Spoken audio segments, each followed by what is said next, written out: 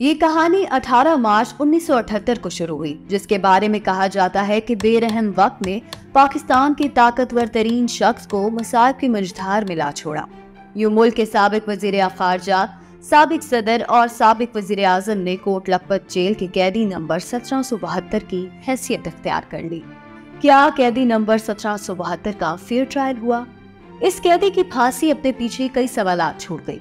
अहम तरीन सवाल तो यही था कि नवाब मोहम्मद अहमद के कत्ल में सजाए मौत पाने वाले दीगर 4 मुजरिमों की इस कैदी के खिलाफ गवाही क्या कानूनन काबिल कबूल और काबिल एतबार थी? कैदी नंबर 1772 के ट्रायल पर भी सवालात उठे। हाई कोर्ट के जिस बेंच ने इस कैदी का मुकदमा सुना, उसकी सरबराही chief justice Lahore high court मौलवी मुश्ताक कर रहे थे, जिन्हें ज़ियाउल हक ने लगाया था। सुप्रीम कोर्ट में कैदी 1772 का केस सुनने वाले जस्टिस नसीम हसन शाह ने अपने एक इंटरव्यू में इन्हें इस कैदी का दुश्मन करार दिया था। जस्टिस नसीम हसन शाह का ये बयान भी इंतहाई अहम है कि कैदी नंबर 1772 के वकील ने अपने दलाइल से जजेस को नाराज कर दिया था। एक अजम्पशन ये भी थी कि सफेद हाथी भी कैदी नंबर 1772 से नाराज था और उन्हें निशाने इबरत बनाना चाहता था। इस जमन में हेनरी किसिंजर की इस कैदी को धमकी और साबिक अमरीकी अटर्नी रमसी क्लार्क का न्यूयॉर्क टाइम्स से शाया होने वाला बयान इस बात का हामिल है, जिसमें वो कैदी नंबर 1772 की ताकत से महरूमी को अमरीकी अशीर आबाद रिजल्ट करार देते हैं। इन तज्जियाकारों के मुताबिक अमरीका ने कैदी नंबर 1772 को कोल्ड वॉर में अपने मर्जी के नताइज हासिल करने के लिए रास्ते से हटाया था, जिसकी गवाही कैदी नंबर 1772 ने खुद भी दी थी कि सफेद हाथी उनसे नाराज है।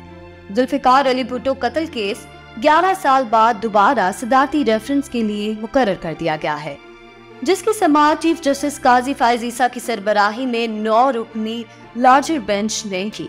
जस्टिस सरदार तारिक, जस्टिस मंसूर अली शाह, जस्टिस याहिया अफरीदी और जस्टिस अमीनुद्दीन बेंच में शामिल हैं। जस्टिस जमाल बंदोखेल, जस्टिस मोहम्मद अली मजहर और जस्टिस हसन अजहर रिजवी भी इस बेंच का हिस्सा हैं। जस्टिस मुसर्रत हलाली भी 9 रुकनी लार्जर बेंच का हिस्सा हैं।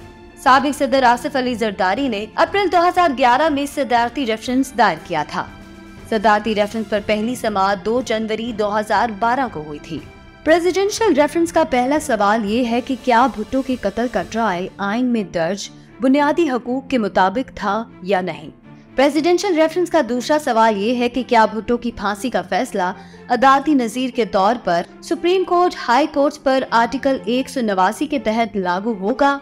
अगर नहीं तो इस फैसले के नताइज क्या होंगे। तीसरा सवाल ये है कि क्या जुल्फिकार अली भुट्टो को सजाए मौत सुनाना मुनसिफाना फैसला था या नहीं। चौथा सवाल ये था कि क्या जुल्फिकार अली भुट्टो को सुनाई जाने वाली सजा कुरानी अहकामात की रोशनी में दुरुस्त है या नहीं, और विटनेसेस के बयान को सजा सुनाने के लिए काफी थे या नहीं। जुल्फिकार अली भुट्टो को सजाए मौत सुनाने वाले और भुट्टो की लाश वसूल करने वालों दोनों को ये आइडिया नहीं था कि अयूब खान की कैबिनेट से अपना पॉलिटिकल करियर स्टार्ट करने वाले जुल्फिकार अली भुट्टो अपनी मौत के बाद अमर हो जाएंगे। ये भुट्टो की मौत ही थी जिसने पाकिस्तान पीपल्स पार्टी में एक नई रूह फूंकी। ये भुट्टो की मौत ही थी जिसने जमात को 3 बार इक्तदार में दोबारा खड़ा कर दिया। ये भुट्टो की मौत ही थी जिसने बेनसीर भुट्टो को मुस्लिम खुद दुनिया की पहली खातून वजीर आजम बनाया। ये भुट्टो की मौत ही थी जिसने खुद आज तक भुट्टो को जिंदा रखा।